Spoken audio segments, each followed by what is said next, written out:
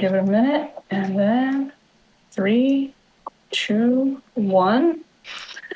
All right, well, welcome everybody. I'm sure we got a lot of veteran 90 Mac artists here today, and maybe some newbies too, but we got something very exciting, extra special to share with you today. We started 90 Mac with working from references, we moved into life drawing, and now we're going to do something to kind of show the other side of being an artist, which is the inspiration with 90 Mac inspired by. So to kick everything off, we have our very own Bobby Chiu, who's going to share with us the what inspires him, or maybe the better question is who inspires him. Bobby, who do we have today? Yeah, so many things inspire me, but as many people know, I love animals, and there's one animal that I don't even consider an animal. I consider him a furry person that, goes right to the top of the list, and that's this little guy. His name is Magnus, and he's my 8-year-old dog, Frenchie.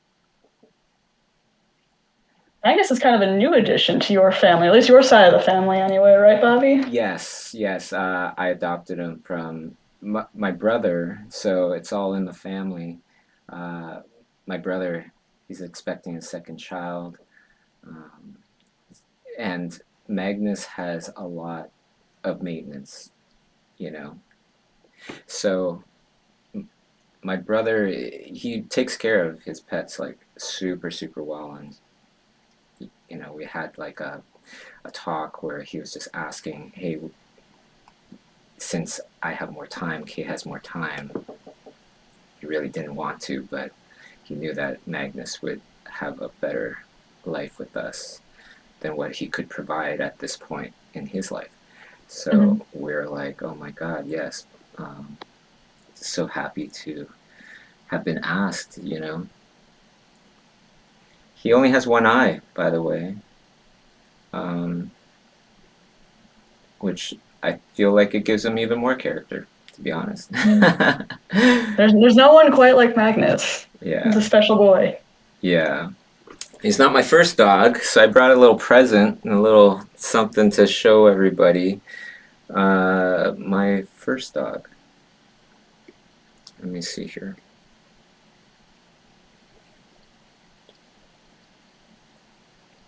That's my first dog. It was a German Shepherd named Major.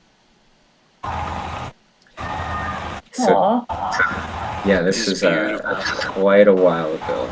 Quite a while ago. We know our other co-host, Jonathan, he loves his German Shepherds. I'm a big fan. I love them. They're the best, honestly, like pets in general, cats, dogs, I just adore. They really are kind of not like animals to me, right? Like you can sense the feelings, the personalities and such. So that's why also they really inspire me for many of the paintings and drawings and things I do. A lot of them, it's like I'm depicting creatures, but also I'm depicting kind of like thinking, feeling kind of creatures, right? And, many times half of it's kind of like inspired by, a lot of them are inspired by the pets that I have at the time. And another half of it is actually inspired by relationships that I've seen or been a part of in real life, right? So like these creatures, maybe they're huddling underneath something for shelter because it's raining. I have this one painting where it was these little reptile kind of people that were kind of huddled under their big head, really. They put their two heads together and they create shelter. And that was very much kind of like, it was a memory. It was a memory of Kay and I. We used to go to Paris all the time, and we would stay in Paris for like a month or two, and at that same time we would paint and draw every day, creating a gallery show at the end of our trip, and then we'd go home. Oh, wow. It was awesome, right? And so there were some rainy nights, And that painting really spoke to me. I hated selling it, but that's when you know you have the good painting. I really hated selling it, but it's more than a painting, and that's what makes it good. Yeah, exactly. You get it. It was like personal, but also that's why I think it sold so quickly. It was like one of the first paintings to sell. But would anybody know that's personal? No, they see some creature sitting there, right? But they connected with it because it's personal, I think, because having it be personal just brought that honesty to it, right? It came from an honest place of like actual experiences and things I care about. Yeah, it's not a painting of a subject. It's the painting of, like you said, the experiences. It's what's behind that. Yeah, and like bringing it back to this little guy. And I brought this little photo here for us to have some fun with. And you can see I'm just copying it right now. Right? And that's what I generally, if I'm not in some giant time crunch, that's what I generally like to do and recommend to other people to do as well.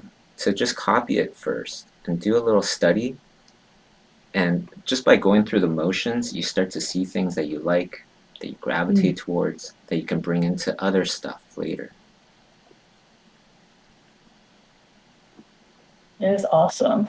So, like, even though, I mean, you already started with your first sketch, are you already kind of feeling things that feel like very Magnus to you? These legs. It just kicks out these legs in the back. It reminds me of this old TV show called Seinfeld. And there's this character named George Costanza. Yeah. And he did these poses, these sexy poses on this couch. And it kind of it reminds me of that for some reason. I think part of what's making it is like he's got his little shirt on. Like he looks like he's owning the space. Like he knows what he's about right now. Yeah. Yeah. I found it funny when I would see other dogs before with clothes. But Magnus, he had to wear a shirt because he gets itchy, and with the shirt on, he stops getting itchy. So there's actually a reason for it. Now I feel like he's also a fashion icon with it too. I made that shirt for him. You made that shirt? Yeah, it's not the best. Kay made a much better one later.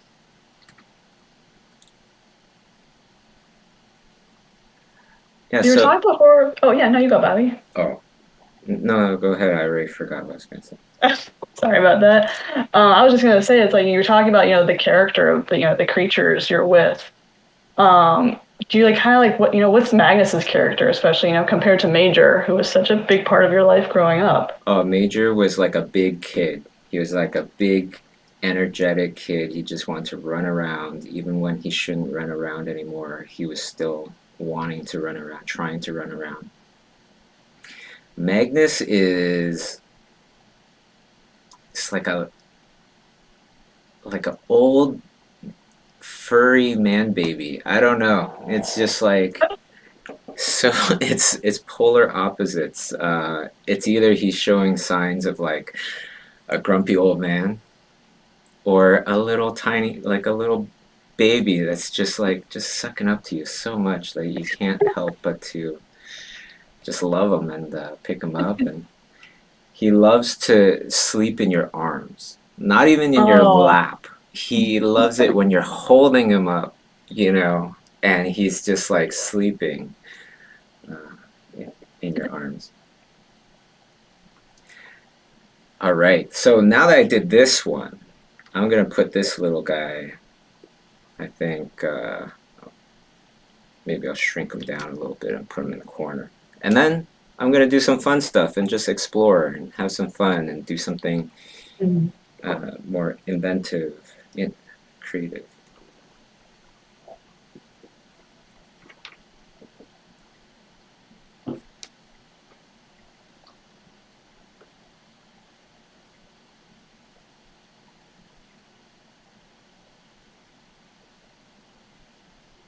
So, Bobby, do you have any friends' dogs that, you inspire you as well?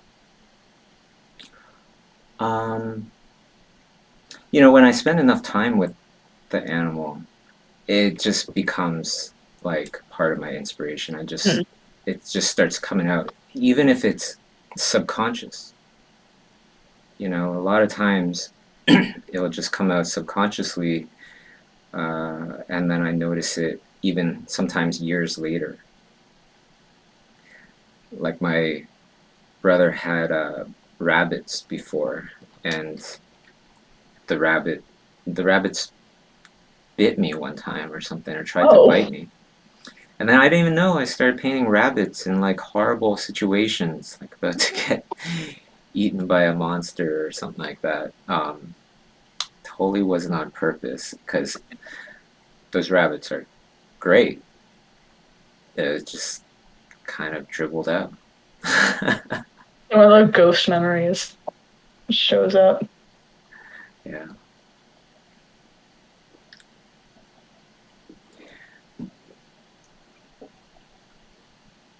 Looks like you're kind of, if you don't mind me saying, it looks like you're kind of like scribbling, like a gesture in for this one. Yeah, there is, by the way, everybody, I do teach sketching animals in my schoolism class. But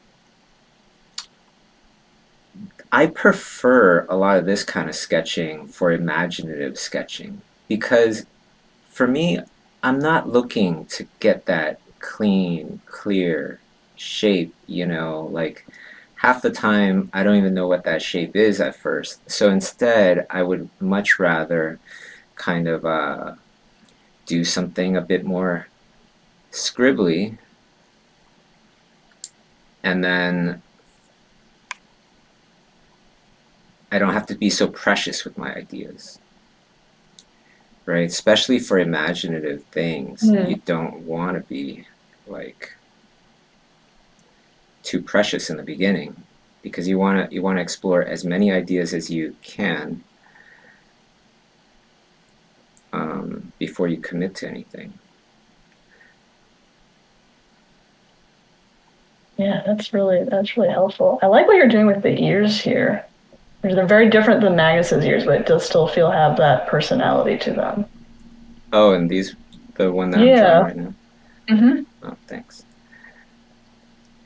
Well, that's another part of like just being able to just allow yourself to make mistakes and to be loose. And it's not really mistakes, because it's part of my process, so they're not meant to look, they're not meant to be accurate, and I don't feel like they look accurate either. Yeah. So it's not like there's some people, they go, you can't judge art. I could judge art. I feel like I could judge art, and we could all judge art, because we could look at something and go, what was the intent of the artist? Was the intent to make something clean? Well, then did they do that? And so I kind of go by, there's happy accidents and things like that, but I kind of go by, what was the intent of the artist, and did they meet it? And if they didn't meet it, then I don't feel like it's good art, because it didn't meet its objective for even the owner, right? Or the creator, I should say. Yeah, so going off of that, like, obviously there's a lot of things that can make good art based on their intent, but what are some of the things that you kind of feel really make good art? Emotional impact. I feel like I still can't think of a situation where it's like, this is really great art, and it doesn't give you a strong emotional impact. Mm-hmm. Right? Because that is the goal in the very end, is to have somebody feel something. Hopefully, it's exactly what you want that person to feel. And if it is, then I feel like it's successful. Right? So somebody could draw like something that looks kind of like South Park, and I could be like, we could be like, that's not a good drawing. Why? Because it didn't look like the person meant for it to look like that. But you look at South Park and you're like, yeah, that looks great. Why? Because it gives the exact feeling that I feel the, you know, whoever, the art director, whoever wanted to give, or the creators wanted to give. Yeah, it's going back to that feeling. I think that you kind of know when you see a piece of artwork, and that's where that emotion comes in. Yes. The other way that you can tell is like consistency, right? So like maybe one part, you have this beautifully rendered face, and then these horribly rendered hands, and these hands are holding something really important. So you know, like from there, well, this person didn't mean to just scratch around the hands and not really define them and paint them poorly. It was because the person didn't know. And the thing is, artists or people that do know how to do that will know that you don't know how to do that just by looking at it. Does that make sense? Yeah, absolutely. Yeah, so it's like people that know will know that you don't know. Yeah. So now I'm getting a little bit more creative, right? I'm stepping away from the Magnus thing, and I'm starting to think about something a bit more fun and different. And then I'm getting inspired. You know?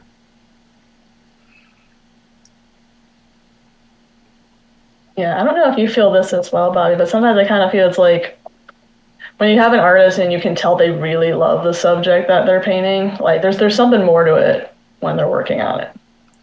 Yeah. Yeah, I feel like you can't get to the highest levels of whatever it is you want to do unless there is some sort of a love for it, right? Yeah. Yeah, just you painting Magnus right now, it kind of reminds me of Lin Chen with her corgi paintings. Yeah. You can definitely sense the love of like doing those.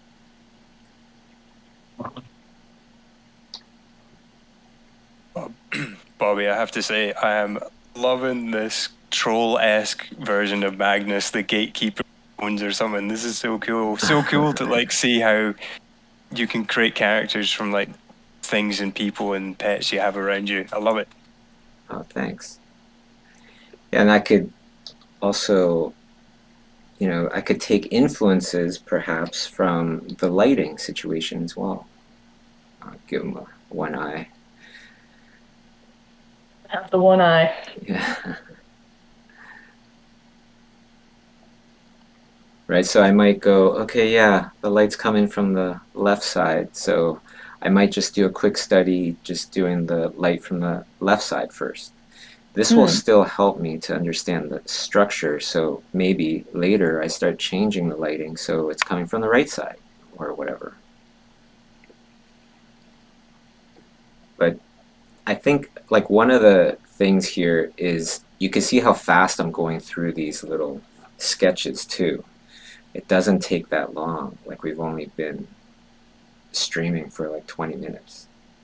Yeah, you're not noodling at all. It really feels like it's a lot more about the idea. Yeah, just get that idea out, and then if you like it, great. Try to do 3 more that you like, and then decide between those 3. That was something that Kevin Lima, this wonderful director friend, he directed Tarzan, and he discovered Amy Adams and put her in Enchanted. I worked on a couple projects with him that unfortunately didn't come out. But I remember getting him this one design where I was like, this is the one. Oh, this is going to be good. And then I show him, and I'm like, do you like it? And he's like, yeah, I do like it. I really like it. I'm like, okay, great. And he's like, give me 10 more. I was like, oh, wow. I didn't expect that. but then you really get pushed, and I don't think we ended up going with that first one that I thought was perfect. Yeah, you continually have to keep trying something new, come up with some interesting things. Mm-hmm.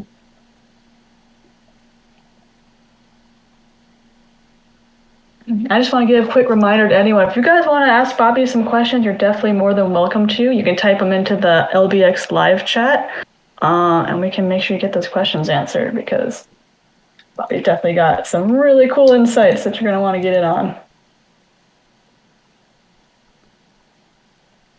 Yeah, sure. Whatever will help everybody. Mm-hmm. Yeah, we're on Lightbox Expo Discord, by the way. If you're watching this from YouTube, you could go to discord.gg/lightboxexpo and join us on there, and you could chat with us live. It's my coffee. Yeah, definitely. Oh, we got a really good question from Kozu. What's your funniest Magnus story?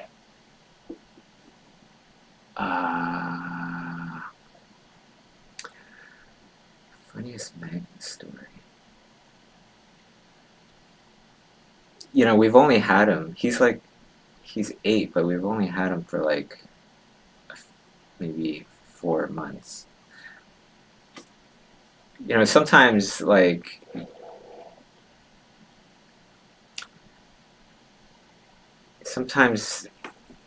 well, that's not that funny. I was going to say sometimes the poop doesn't actually come out and he starts running away right afterwards.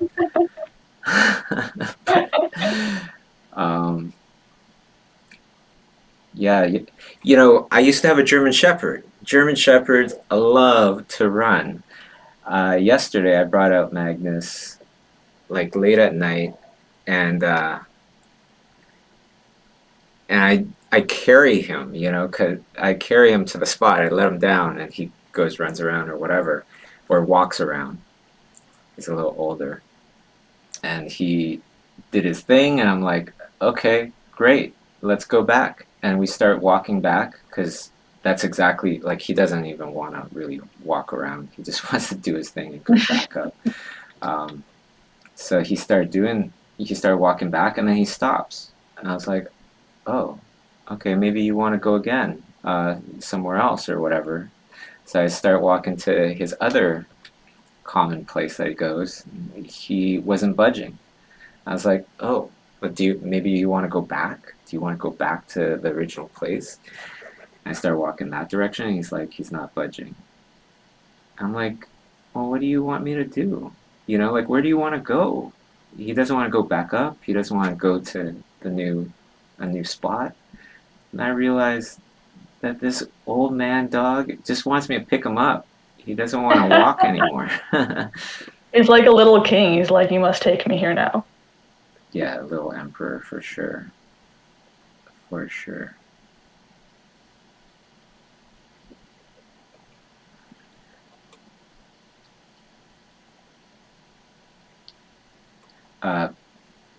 But I have kind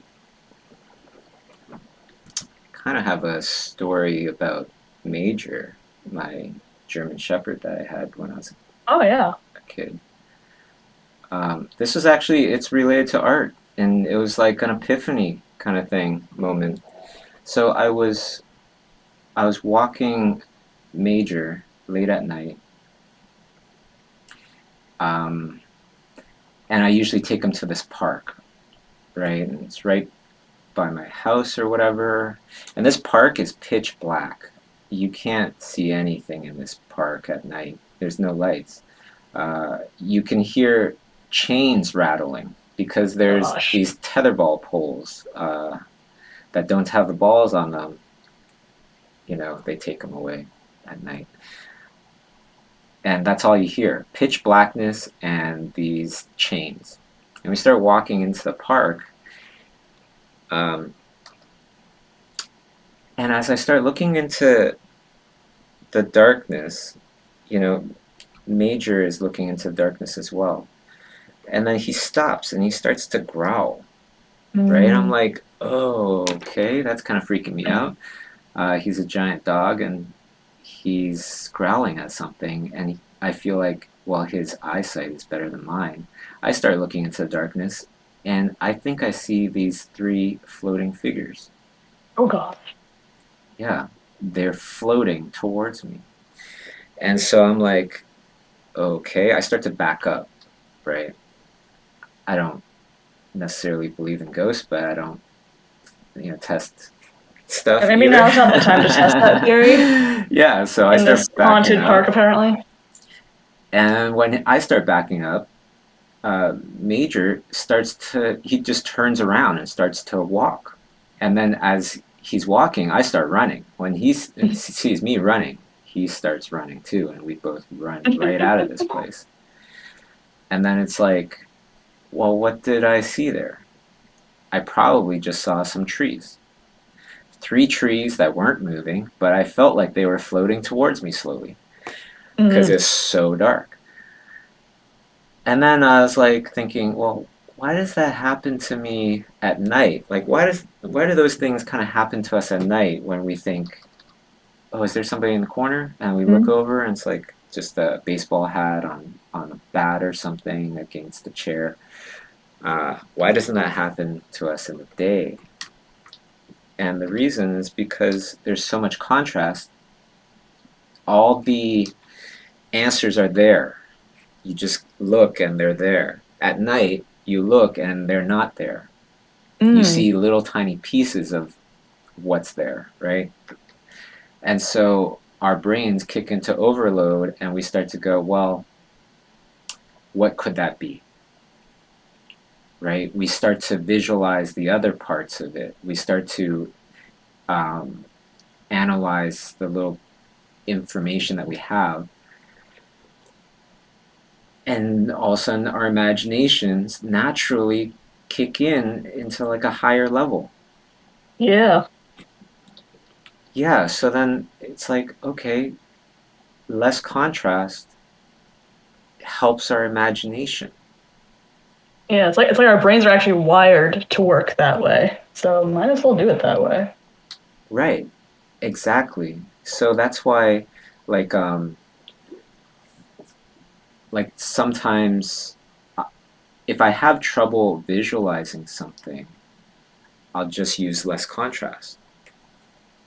Right? I'll paint with far less contrasting tones to the tone that I'm painting on top of. And then I'm able to see a little bit clearer.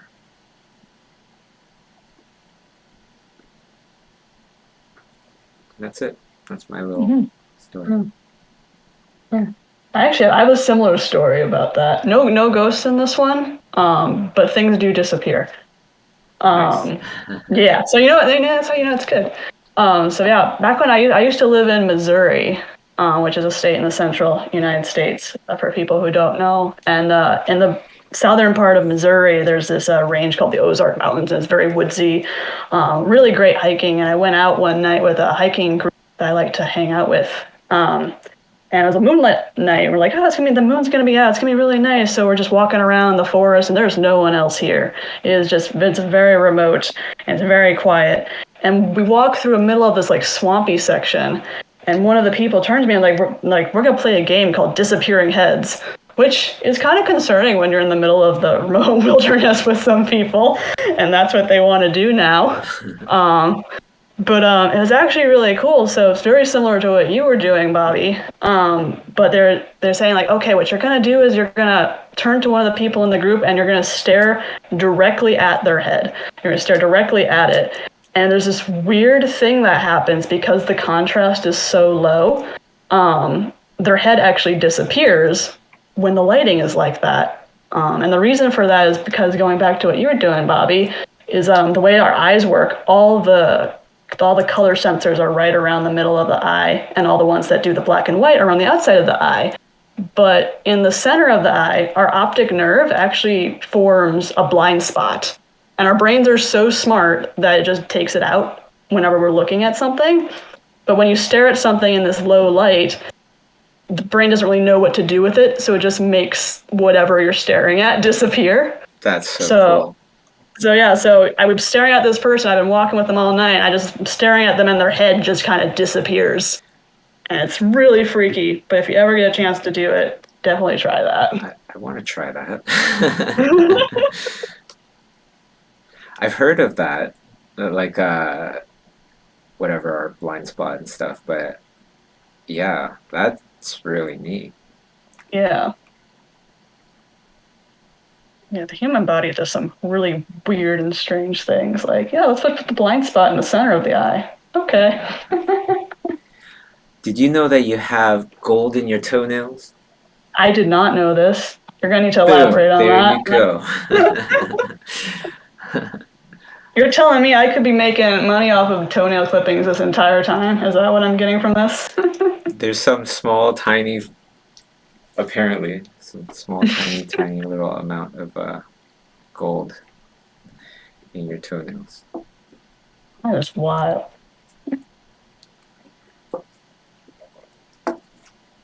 Bobby, we have a pretty cool announcement to share with everybody, if that's all right. Yeah. Savvy, Josh, congratulations. You are this week's Journey to Lightbox winners. Consider 2 tickets, one for you, one for Josh, on the way to you. If you haven't seen this already, Congratulations, Savvy! there we go. Thank The you. artwork that you created for this was absolutely stunning. Really, really clever. So big congratulations and great effort. Thank you so much. Congratulations! Woo! Yeah, if you don't mind, Bobby, can you actually share the artwork that they made? Yeah, a really cool Oh my fan gosh, art please piece do. for Lightbox Expo. Yeah, let me just put it on the board if you don't mind. Totally. It's beautiful. Yeah, I believe it was inspired by our weekly Among Us sessions. It was indeed. Love it. You guys did an amazing job. I know we all got so excited when we saw this piece. Oh, I'm so glad you like it. After we had the idea after one of our Among Us sessions in this server, we were hanging out after everyone left, me, Josh, Utaro, and Wout. And we just wanted to do something, so we all brainstormed together. Oh, that's awesome. Love that. Oh, you guys did amazing. Thank you. I'm so excited for Lightbox. I've been looking forward to it forever. Oh, well, you're gonna be in for a treat. I've been working on the programming. And I'm just like, oh my gosh, these look really good. Yeah, I don't know how I'm gonna be able to see everything that I want to see, but yeah. Have your hopes up, have your expectations high. Let me just tell you, we're gonna meet. They are indeed high. I don't think the event's going to be long enough. I think the So one much to thing, see. the one thing that has been on my mind because I've been doing this programming stuff is like you're helping to organize these events and things, but you're not sure which room they should be in, because like who knows how many people are going to be interested in this versus that, and so that's the only thing where I could see, okay, not everybody's going to get into the talks that they want to get into, because there's just so, I don't know, just so much to see, and everybody's just kind of scrambling. But we have been doing a lot of things to alleviate a lot of that stuff, so it should be really good this year. Our first year, all the talks happened all at once, which was a nightmare because the doors opened all at once, right? And then everybody comes out, and then everybody has to go back, into another room. Anyways, never mind. I'm just talking out of just the stuff that I've been doing lately. It's such an epic thing to try and like organize and get everything to go smoothly. It's just amazing to see everybody come together for it. So I think yeah, I know there's so many people who are excited. We've got lots of people in the Discord community who are like, oh, right, yeah, now I'm going. Like, just recently, I just spoke to a guy last night. So we know we're pumped, and, hat off to everybody making it happen. Oh yeah, yeah. I was saying, you might miss some stuff or whatever, but there's so much stuff that you're gonna see. There's just no way of seeing it all. I think that's what I'm trying to get at. Um, I've also been working on the portfolio review area, right? So Oh, this nice. is where anybody can bring their portfolios and get like some good feedback on them. I just kind of mentioned some things here in advance. So people like Dice Tatsumi, he just said that he would do some portfolio reviews. That guy is, the co-founder of Tonko House, Oscar nominated, worked at Pixar for many years, did the color keys and everything for Monsters U and Toy Story 3 that everybody loved. And he would be reviewing portfolios as well. Um, Rob Bliss, that I interviewed not too long man.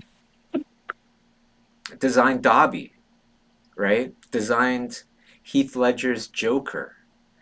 He's going to be reviewing portfolios? Like, what? I don't even know if I want my portfolio review. I just want to like watch him because that guy keeps it so real. Yeah. Well, he's going to tell you what you need to hear. You know it. Yeah. And Dermot Power is going to be there reviewing portfolios. So it's not just amazing talks and stuff. Like, the card is stacked big time. Yeah, so on one hand, there's more to do than you can possibly do, but on the other hand, like, you're not going to be disappointed every day. It's going to be awesome. Yeah. Bobby, what would you say to people who are, I just noticed someone there, it's like, oh, I'm coming to Lightbox, but I'm not very confident in my artwork. I don't really know what I can really get out of it. What would you say to that? Oh, this is the thing. That's how I used to feel in school. And when I got out of school, I had a really hard time with my career because I didn't attempt to make any kind of transition going from student to professional.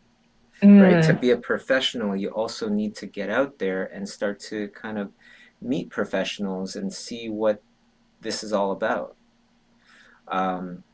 I didn't do any of that, so it was kind of like I was on this relatively populated island, right? And that was the school. And then I graduate and I'm kicked off the island and now I'm swimming in the ocean towards some land. And I get to the land and it's a deserted little island. Right? And that's how you feel a lot of times when you first become professional. The only people that you can really contact are the other people that you went to school with, kind of thing. Well, that's how it was for me anyways, because I didn't make any of that kind of transition to attempt to meet other people until I went to the local Comic-Con over here. It's called Fan Expo. And I met all of these other artists. And just by talking with them, just by listening to them, and they weren't huge professionals either. They were pretty much in the same boat as me. But after talking with them and everything, it's like, oh, I don't need to spend 20 hours doing this. I could just go over here and try this plugin or whatever. Like all of this info that I wasn't even looking for, that I absolutely needed, start to come to the surface just through osmosis of just being around like-minded people. And that's what you're also going to get at Lightbox. The other thing is, shoot, you actually meet friends and stuff you will very much keep in touch with for a really long time, even after Lightbox. That's happened, it's not guaranteed, but that's happened over and over and over and over again. Oh, yeah, I can confirm that happened to me at Lightbox. Right. I remember I was standing in line. I think it was like on Saturday. I was waiting for the expo to open, and I was just standing next to another girl, and she had her portfolio out. She got all these beautiful landscape sketches. I started talking to her about it, and we just started talking about Nathan Fowkes and how much we love Nathan Fowkes, and now we're great friends, and we follow each other on Instagram all the time, and haven't seen her since Lightbox, but started an amazing friendship just standing there in line. Yeah, and that was before we met, right? Oh, well, yeah, that was way before we met. Yeah, so you were just there as an attendee, just like that person that was asking that question. I didn't know anyone when I went to Lightbox Expo. I went completely alone. And if you if you have that personality where you can be cool with that, I really recommend that, right? Because you have to meet people. And when you do, people are so much more open to meeting you because you came by yourself. Didn't you find that? Oh, yeah, absolutely. Because, a lot of people I met, they were also there alone. And they want to be there. They want to be a part of the community, so they're excited to talk to you, too. You also have the really nice advantage is that everyone there is an artist. We all love the same things. It's so easy to start a conversation, even if you're shy. Yeah, especially people that don't have a lot of artists in their communities, or maybe they don't even have a community. Then it's I feel that. Right? You're in Missouri, you said? Oh, so no, this is savvy. Sorry. I'm in the middle of the mountains. I live way out in nowhere land, so there's no artists here besides me. So actually, this Discord server has been the first time that I'm actually meeting artists, and it's so wonderful. I'm really grateful for the server and all the people that are here. They're awesome. I love it too, honestly. And I jump on here when I can as well, because it really is such an amazing assortment of people that know so many amazing things. It's really cool discussions and such. Yeah, it's full of talent, and the people are real chill. Very welcoming.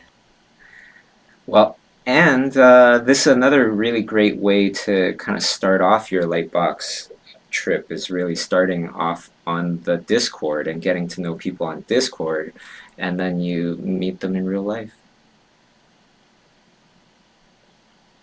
I know me and a few other artists, that's what we're really looking forward to. If we've been on Discord for almost 2 years, and we're finally going to meet each other in person. I feel like Lightbox is this big homecoming event this year. Oh, big time. Yeah, and that's actually the theme. It's coming home is our theme this year.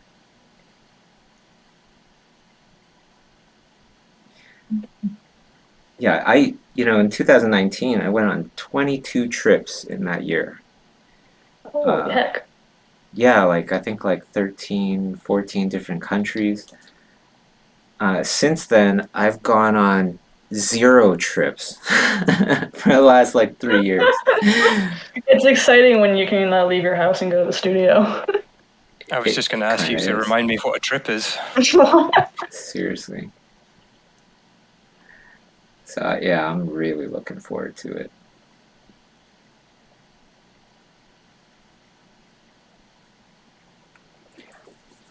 Oh, Bobby, I've got a question for you from the audience. And this is one, it's such a good question. I hear it a lot, and I'm always curious to hear what you have to say. Mishu is asking, I recently joined Schoolism for a month, and I'm really excited and tense at the same time. So much to learn and practice along with a regular full-time job. Any guidance on how to plan to schedule for 2 to 3 courses if you're trying to do that? Yeah, well, if you already have a full-time job, then it would be tough to do 2 or 3 courses. But if you wanted to, you can definitely do that. I would just schedule it into my calendar as if it was time sensitive. That's the main thing. Just think about it as this is time sensitive. Okay, well, what is the schedule you want to work with? And just kind of pretend that, if you could pretend that you can't move that time and you take it that seriously, then all of a sudden you could save yourself literally thousands and thousands, tens of thousands, sometimes hundreds of thousands of dollars from other kinds of education. And all you need to do is just pretend you can't move that time. Work everything else around it, just like as if you had to go to school. And that's it. Like some people, they feel like, oh, they need the discipline or whatever. $200,000 for like 4 years or whatever it is, to be in a brick and mortar school just for some discipline just doesn't sound right to me. Unless you're really, really well off and you can afford that. Otherwise, it feels like a giant disadvantage by the time you graduate. Right? You can't take as many risks because you already have a debt that you have to pay off every month. Oops. My audio cut out.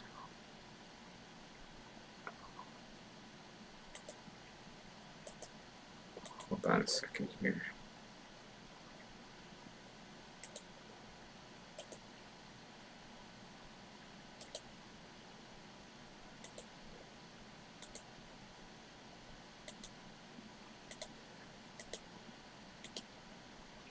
When I was bartending, and it was like 50 Okay. hours a week.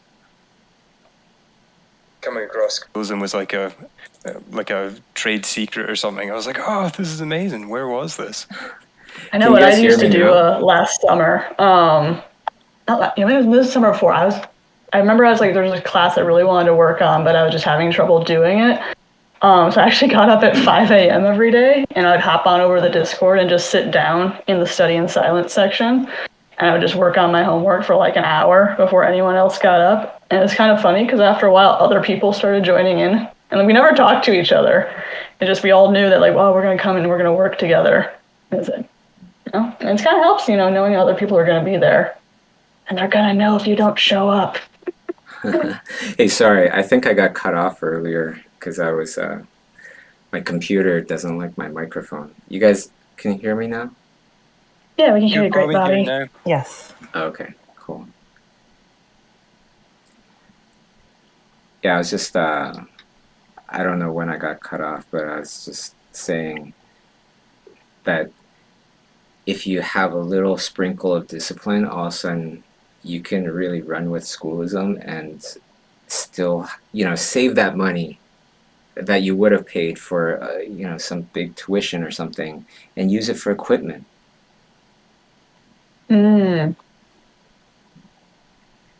Yeah, or use it for rent or whatever it is, because it's sad when people are in a situation where they have to take a job because they got to pay off some debt from just learning art. And that's kind of where schoolism came from, wasn't it? Is trying to make, the best education actually accessible to people. Yeah, especially for people that aren't living in that area where maybe there's all these resources and things like that. Like when I came up with schoolism, it was back in the blog days. This is like pretty much Web 1, right? Before Facebook. Facebook is like the start of Web 2, I feel. And yeah, back then I was just thinking like, how do I learn from all these other people that I want to learn from that I see on these blogs? And so that's when schoolism kind of came to mind. It was really for selfish reasons. I wanted to take the classes and I still do. I actually want to take a break from working on movies so that I could just do the classes that I haven't done yet. Oh, was anyone on the top of your list that you've been itching to try? There's so many now. Blender was one that I started, and I feel like I need to restart it because there's so much that you could do with Blender. And then Irie Pan's course, I really want to take that. She is a beast with concept art and everything, and her teaching is really, really good. That's exactly why I asked her to be on Schoolism, because she could really articulate her thoughts so well. Alexandria Neonakis, that's the newest one. That one I want to take because it's all about video games. And that's something I've worked in video games before, but I've never had any kind of like big time focus on it. It was just people that may ask me to work on video games, but I would love to see from a person that's specialized in it, like how do you go about creating characters? What's the difference in the thinking, in the production pipeline, stuff like that, things that I never would have thought about before. Yeah, absolutely. She's worked on some really cool games. I think I wanted to take that class just to see how she thinks about those characters, because she's come up with some amazing designs. Yeah, The Last of Us, Uncharted 4, I believe, a bunch of stuff.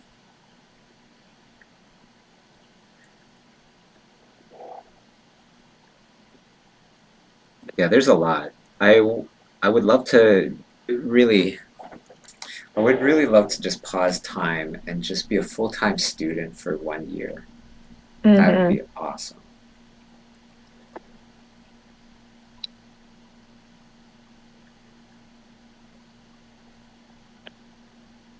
Something that you've commented on in the past, Bobby, and it kind of harkens back to the person who was talking about having a full-time job, and I kind of said it before, but when I was full-time bartending, it was really just the discipline and the joy of Tonko House's light and color course. It was like a treat, and it was that type of thing of like, oh, why didn't I have this so long ago? And it was that case, obviously, of like, well, I can't pause time, but I'll just do a little chunk here and a little chunk there. And yeah, it's amazing just what that small discipline can do. Yeah, I love that course, by the way. I've been thinking about that too recently. It's just like, there's always mistakes. You know, things that perhaps we don't think of them as mistakes anymore, but it's like if you were to go back and do it all over again with what you know, you probably would have avoided that thing. You know, that's for everybody.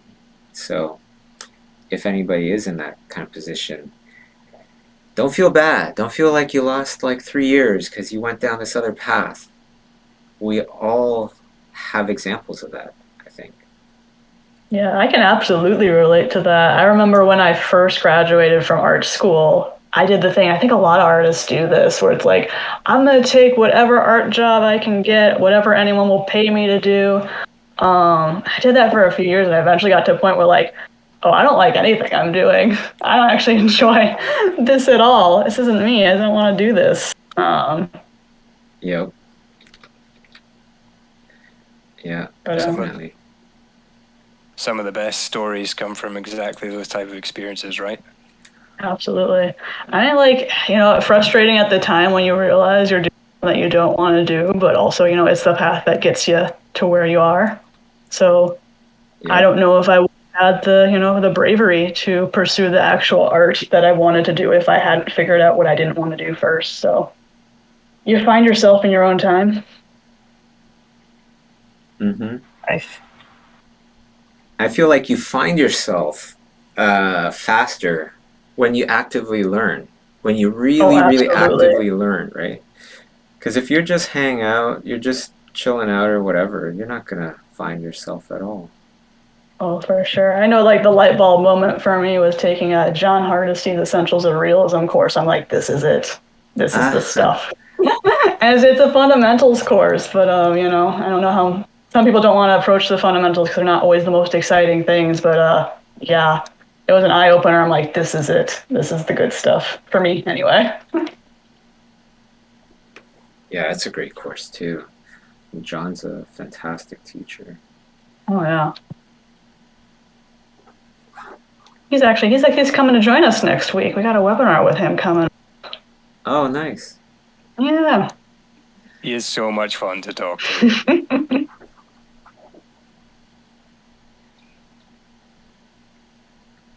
It's great that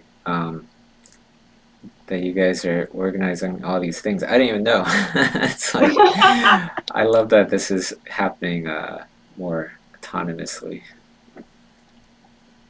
Absolute surreal moment with Jonathan Hardesty. Apparently he has family or heritage in Dundee, Scotland, where I am, with bagpipe makers in his family. I was like, what? Whoa. Just like, wow. So there you go. I'd invite John Hardesty to the next family reunion, Jonathan. Full table. Full table.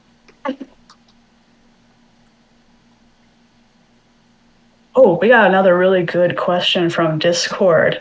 On the topic of inspiration, an artistic challenge I'm just about getting over is being unable to draw complicated pieces I'd like to tackle. If you've also faced this issue, do you have any artistic experience that help you navigate past this?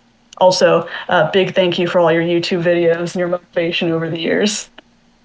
Oh, yeah, like I've definitely, thank you for the kind words, and I've definitely had experiences where in the beginning, very much, a lot more in the beginning than nowadays, but I would have some elaborate idea, and I can't paint it because I'm not skilled enough. I don't know enough.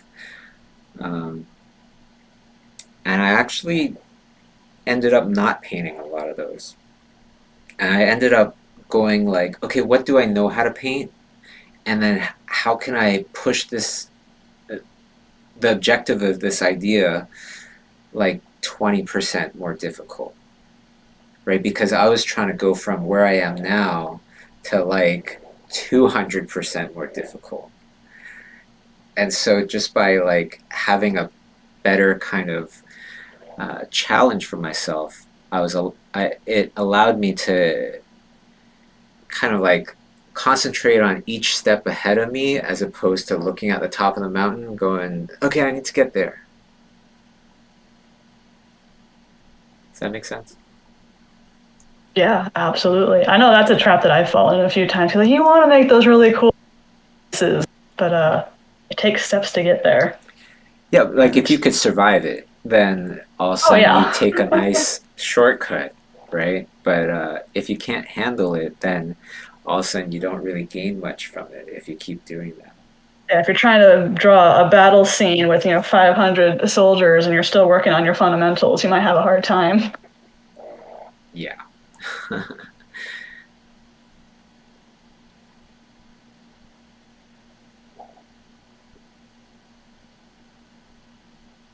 Oh, I love what you're doing with the little tie. You looks like a little businessman. He's had a rough day.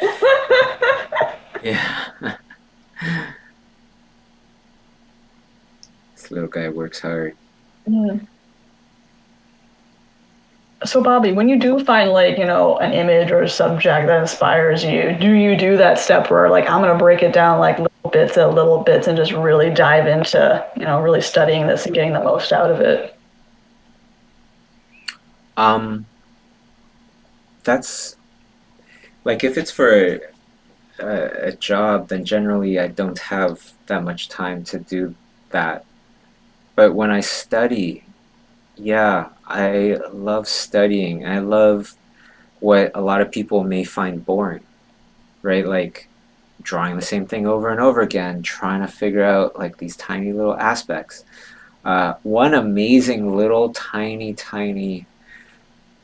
part of a conversation I had with the great Craig Mullins I was like, what are you up to these days? And he's like, oh, I'm studying anatomy. I was like, oh, you're like freshening up on your anatomy or something? And he's like, well, no, I know my anatomy, but I'm more studying how different artists that I like group their anatomy and represent it in different ways. I was like, dang. Some next level thinking. That's some next level, yeah, hardcore studying, you know. And if you can find joy in that, there your potential is limitless because so much of the growth comes in quote unquote boring things. Mm-hmm. Okay, I gotta ask, is there anything that most people would find boring that you think is just absolutely fascinating? Oh yeah, lots. Well, like art-wise, subject-wise, yeah, like simple plants or simple kind of like, what can carbon do? You know, it's like, oh my God, it can make hair, it can make teeth, it can make hairy teeth that come out of a whale, and you're like, oh, I'm starting to get this, right? I like that kind of stuff. Anatomy, right? Anatomy can be very boring for a lot of people, but trying to figure out that anatomy, I like that stuff. That's very interesting. Oh, absolutely. I like. There's this drawing that I've been working on for like weeks now. And I showed like one tiny little piece of it, which was this little dog actually, as this kind of like Aztec kind of emperor sitting on his throne. And there's this giant doggy dish in front of him with all these bones in it. Yeah, I've been working on that thing for like weeks now, and I haven't shown anybody. So I don't know. I do a lot of stuff that people may find boring, because once you see this drawing, you could be like, wow, how long did it take you to draw those trees and branches and stuff? It took me forever. Yeah, a while actually. Yeah. You can see there's a lot of them, so it took a long time. Yeah. But I didn't care. I liked it. That's fun. So do you ever create art that's, kind of like just for yourself, that you don't like share online? It's just like, you know what, I just made this for me. I don't need to share this. Yes. I think that's really important too, to find your way back to that, because that's where we all came from in the first place. And it's like the joy of art. That's kind of why we did it to begin with. Yeah. The other thing is, like, because I wasn't born into social media, and I've seen like how life was before the internet and all this stuff, I'm very cautious about doing things for likes or for social media, right? Like, I don't want to do it for social media. I want to do it, and it just happens to be like my outlet is putting it on social media. I think that's a really important thing that only a few people really kind of get, I feel, because we all get stuck in that trap. And I understand that, like, this is also part of our livelihood. So the more followers, the more whatever you have, the better. Right? But at a point, it's not healthy to kind of think like that, or it can become unhealthy. Yeah, because I know, like, I got the opportunity to look through like a lot of the Lightbox Expo artists as we, were sharing all their amazing artwork and show who's coming this year. And I saw like a ton of artists where like their art is amazing, and oh my gosh, they have hardly any follower count. Like, there's all these great artists out there, and it's just like, yeah, the numbers sometimes, obviously a lot of great artists have a lot of great followings, a lot of great likes. That is definitely true, but it's not the be all end all of it. also, even if you have like 1 million followers, that doesn't mean that your career is going anywhere.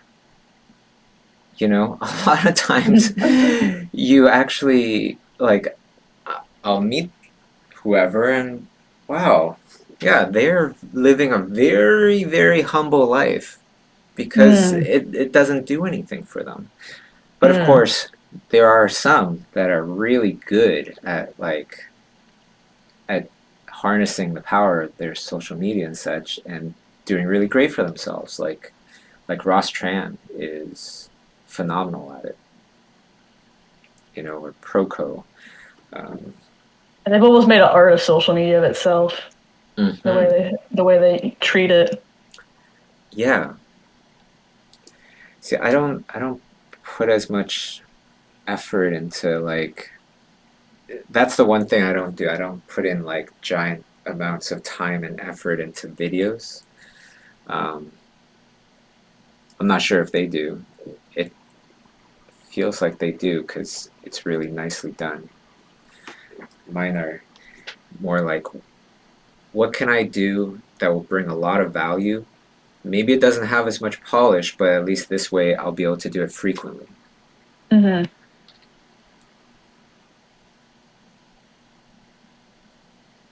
Kind of like this fun little stream here. You know? Yeah. Yeah, there's no fancy intro, right? But there's a lot of good discussion and a lot of really great things that people can take away from it. Yeah, sure. Oh, Andy Norton's got a really good comment from our YouTube chat.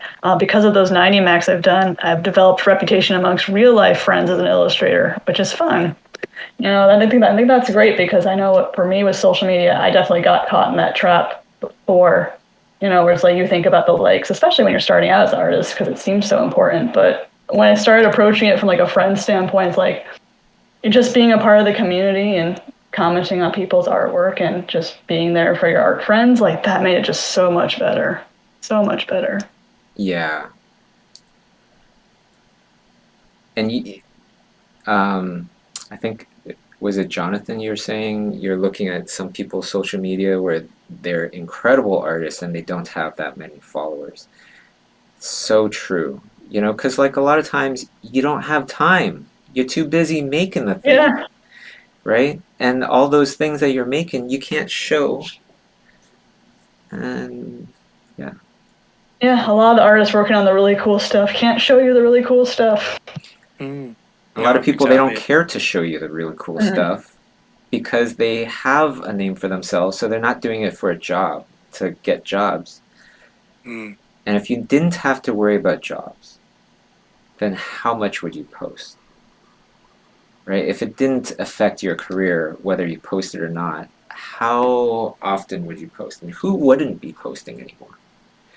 You know, I think that's kind of like an interesting thing to think about. Oh, for sure. My dear friend Matt Barron, he's by no means like a Instagram giant, but what's he doing? He's painting people's kids and families and pets with oil paints, and he's not only making money off of it, but he's doing something he loves, and he's providing joy and something of value to people who then commission him. But, you know, is he a YouTube giant? No, he's just enjoying what he does. Yeah. And there's a lot of artists that have a lot of amazing numbers in their followers that I know wouldn't be hired to a big production because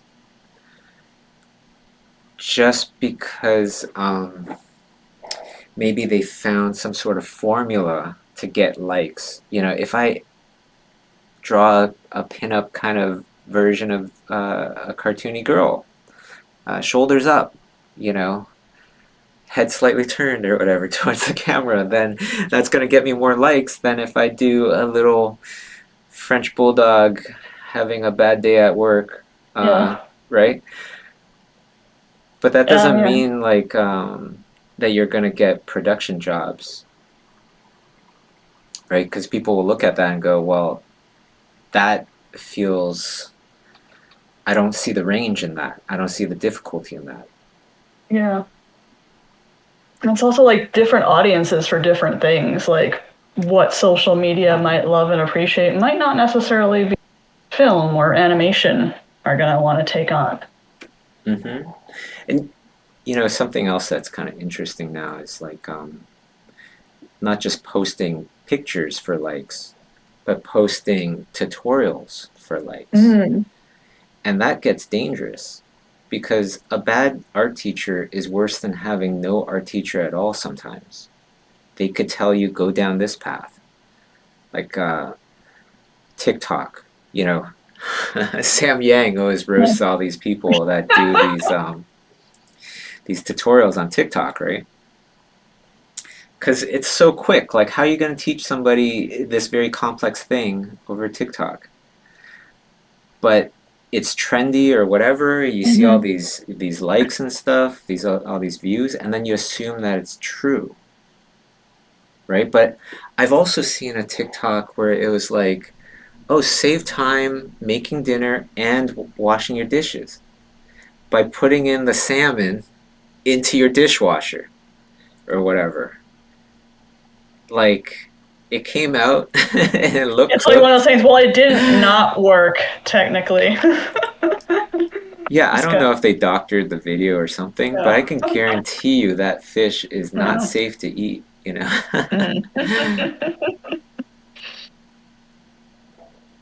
So yeah, it gets Yeah. dangerous, like, because some people, they, um, they shouldn't be really saying that this is the way to do something because they've never actually done it before. You know what I mean?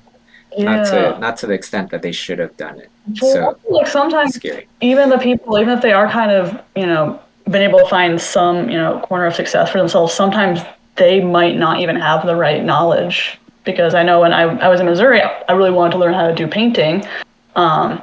Missouri is not exactly painting capital of the world, though, so I went to and one of the artists there, real nice lady, very, very, skilled in her own craft, but she was teaching me this method. She's like, oh, it's the classical method. Like you do the background and then you do each subject individually. And I remember I was talking to John Burton at Lightbox Expo in 2019 because I'm a big fan of his. I wanted to know what he thought. He's like, yeah, I'm sorry to say that. That's not a real thing. That there's no such thing as that. That's not how that works at all. No. And it's just like, sometimes people find something that kind of works for them, but it may not actually be the right knowledge or get you where you need it to go. Oh yeah. I told the teacher that I want to start my own studio when I get out of school, and then that person said that's the worst idea ever. Right? And it was like, you should actually work in a studio for at least 10 years before you think about starting your own studio. Mm-hmm. And then I was like, well, 10 years ago there was no computer animation, so how would it help? Everything that I would have learned, and now I have to relearn it, and that's exactly why I'm in school. Mm-hmm. And he had no answer, and then I started a studio anyways. And that was like 17 years ago. It worked out pretty well. Yeah, exactly. So again, it's like, sometimes you have a bad teacher, it's worse than having no teacher at all. Mm-hmm. While we're on the topic of studying, we got another question from Discord. It's from Ghostbum. Hi, Bobby. Hope you're doing well. What are your thoughts on people studying from other artists versus studying from life and experiences? That's always an interesting one. Life is the source, right? The life is the mother of everything. Photographs are a still image of life where the lens that you're viewing life through is set, right? Because none of us can truly see life because we're all looking at it through one lens, through one perspective. Yeah,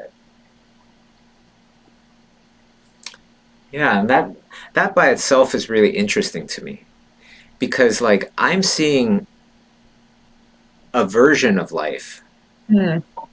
because of the, you know, the eyes that I have and the sensors I have and things like that. But as we know, there's also all these other variations that we just can't see, like UV light, Mm-hmm. right? And a pigeon is like absolutely beautiful, crazy looking under like a UV light.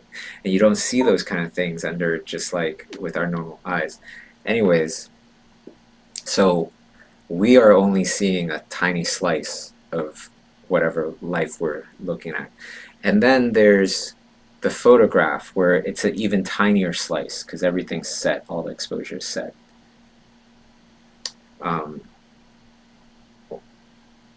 All of art is an interpretation of some sort of aspect of life, even abstract art.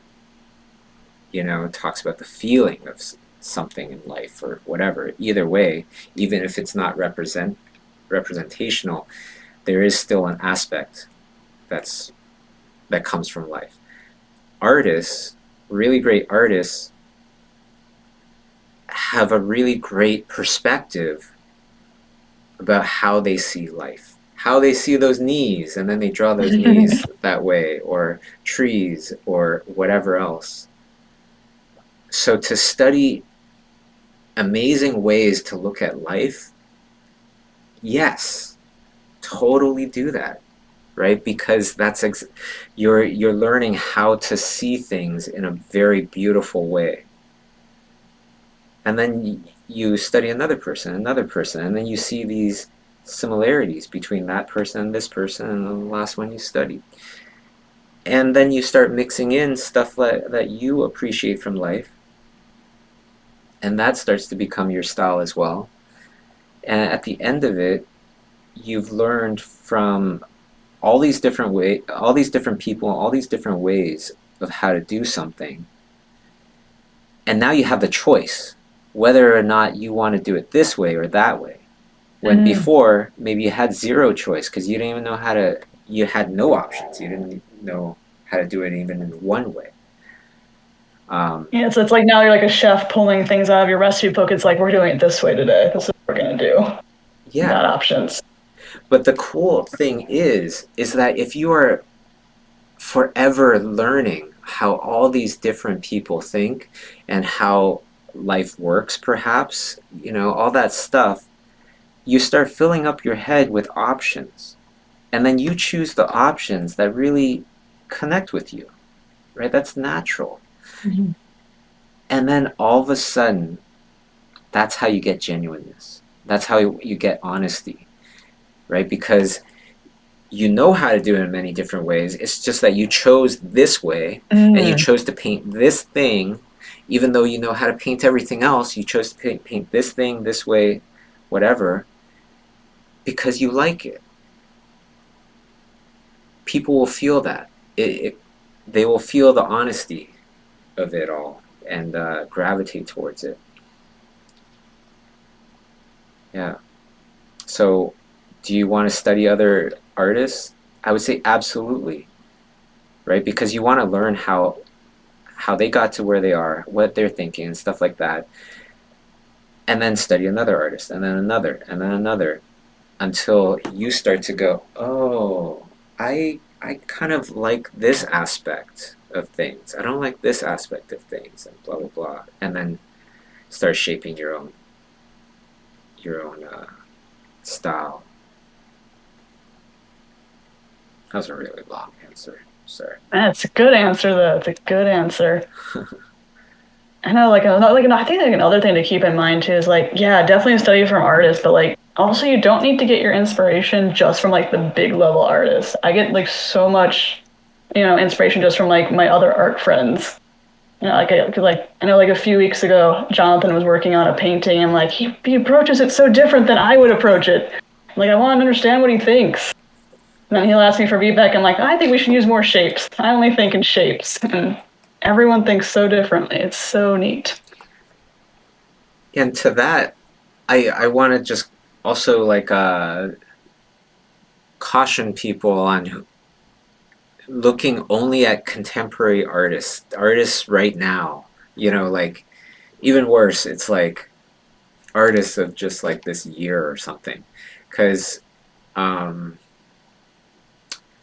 lot of that kind of compounds, and then you start, you're looking at that person that just did that thing, and now you're influenced by that thing, and you start making art, and the next person looks at your thing that's a watered down version of the last person's thing, and they start doing the same thing, building on top. One great thing about history, it's not perfect, but it is somewhat of a filter. It filters out all the stuff that is maybe not that memorable, not that important, and keeps all the things that are more important. Again, it's not perfect, but after it filters out a bunch of stuff, then you can, it's a lot safer for you to go, okay, yeah, that is probably something noteworthy, rather than like some watered down version of something else. Yeah, you don't really have to worry about John Singer Sargent, whether or not his work is good. Right. And a lot of times when you look to the older things, maybe just because of the fact that not as many people are looking to those things, what you create out of that is something totally new. Right? Something that's new, fresh, different. Like when I went to I forget what the museum's called, the War Museum in Berlin, where it has all the World War I, World War II stuff. It has a lot of the propaganda posters from the Nazi era and things like that. A lot of that period of art in Germany, you can see the influence in Tim Burton's work. Oh, I never would have made that connection. That's amazing. I guarantee you he's been influenced by that era. Not, I now I'm like regretting to say the word Nazi, but not like from Nazi propaganda art, but like maybe somewhere around there, like just before that, perhaps, where there's a lot of black and white. There's a lot of when you look at it, you'll be like, oh yeah, I see what he's talking about. Very high contrast. Yeah. Some of those posters, Bobby, like the skiing posters, that type of thing, where it's like high contrast, really shape heavy.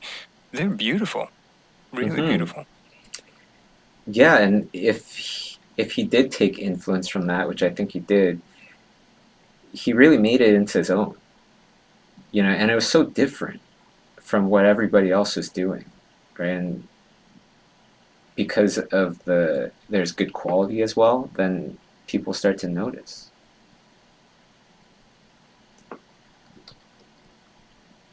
On the weekend I went to this Middle Eastern museum. It was like this museum I'd never been to before, and it's really close to my house or whatever, and so I always passed by it and stuff. And there's ceramics inside. But it's really inspiring to just see something totally different, and you start to see some patterns, and maybe that ceramic thing could actually be a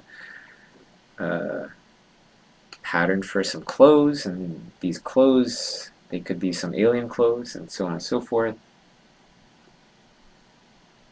Anyways, I'll try to do a little alien for the last 5 minutes. Yes.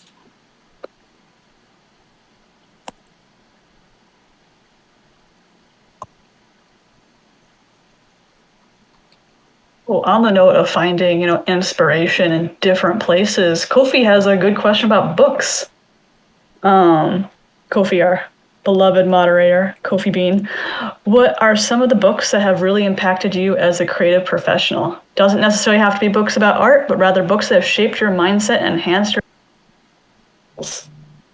Oh, well, yeah, I do have an extensive book collection on that kind of stuff, mindset and things like that. I'm just looking at my little list right now. Right now, I have queued up my favorite book of all time, which is 7 Habits of Highly Effective People. Always a classic, always a classic. Yeah, I love this book because it's not like it's like all about efficiency. It's about like strengthening relationships and just being effective in like the things that you want to do. What's another one? When I work out, when I exercise, I listen to Man's Search for Meaning with Viktor Frankl. That's a very kind of serious book about Viktor Frankl's experiences in the concentration camps during World War II. Oh, wow. Yeah, so like I'm working out, I'm tired, but this person is going through so much. It's like, what do I have to complain about? Nothing. So I just keep it right. But it's such a great book on like, I don't know, just understanding like where we've been, what we've done, things like that, what we're capable of. Brian Tracy, he's efficiency kind of expert. I love all of his books. Getting Things Done was a really great one. Eat That Frog. It's like a shorter book, but it's also fun. There's this book called The Go-Giver, right? Like that saying where it's like, oh, that person's such a go-getter, right? Well, this book is saying you attract the kind of people that you are. So if you're a jerk, you'll attract people that are jerks. And if you're always trying to get from people, being a go-getter, you're only going to attract other people that want to get stuff from you. So be a go-giver, right? It's the whole birds of a feather flock together. Yeah. You want to be surrounded by. And so I love that. Just try to be a go-giver and try to give. And you'll attract other people that want to give.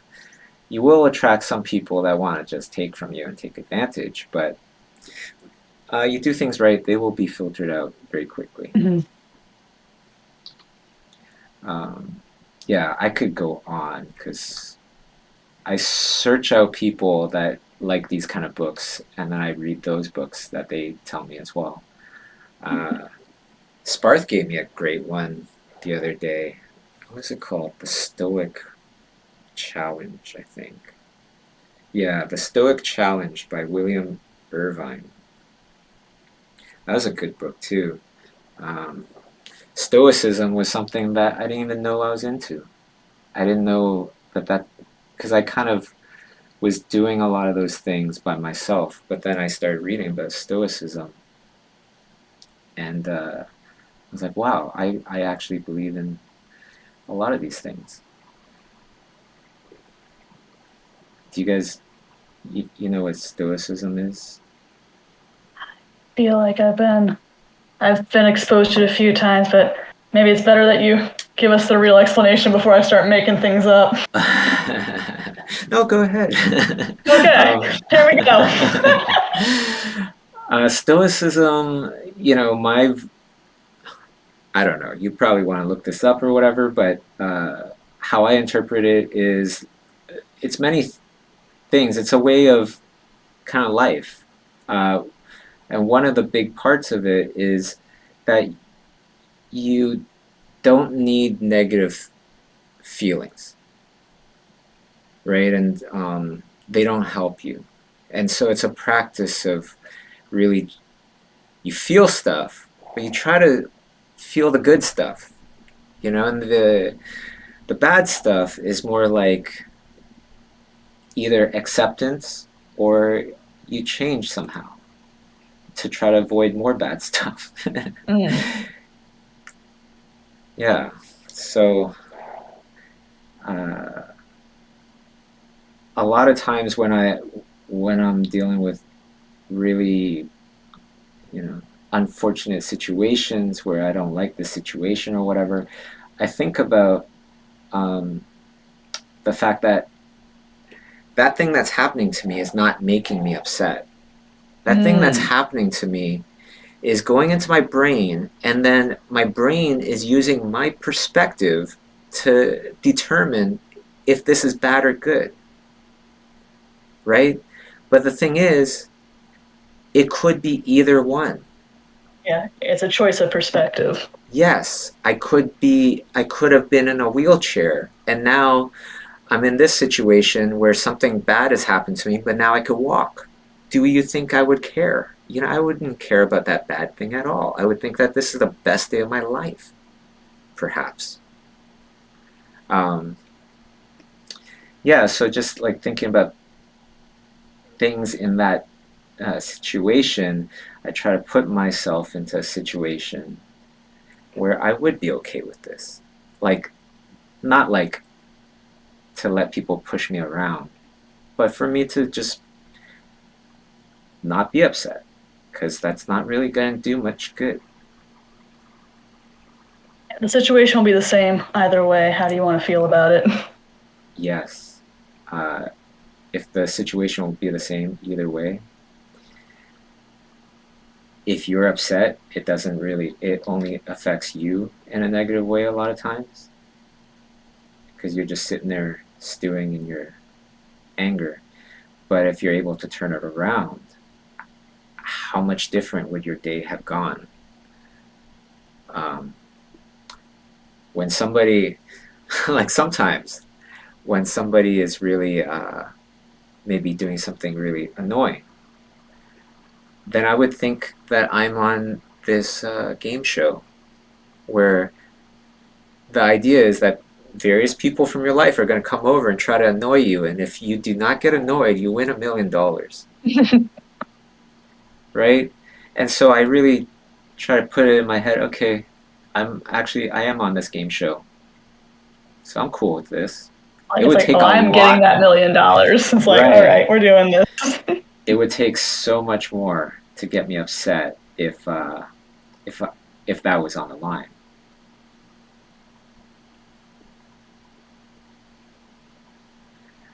I don't know what this is.